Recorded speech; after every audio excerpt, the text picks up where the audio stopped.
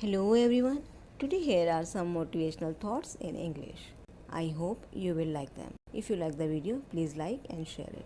You can also get paragraphs, letters, stories, poems and quotes of many different inspirational personalities. Now let's start our motivational quotes. Forgive but do not forget, or you will hurt again. Forgetting loses the lesson. We must never stop dreaming. Dreams provide nourishment for the soul, just as the meal does for the body. You are what you believe in. You become that which you believe you can become. Self control is the mantra of success.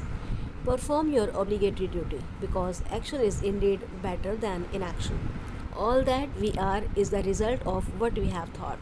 We are made of our thoughts. We are molded by our thoughts. Faith is the bird that feels the light when the dawn is still dark. I slept and dreamt that life was joy. I awoke and saw that life was service. I acted and behold, service was joy.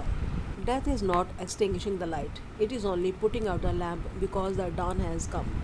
Selfish action imprisons the world. Act selflessly without any thought of personal profit. Live a well balanced life, it will bring peace. Thank you.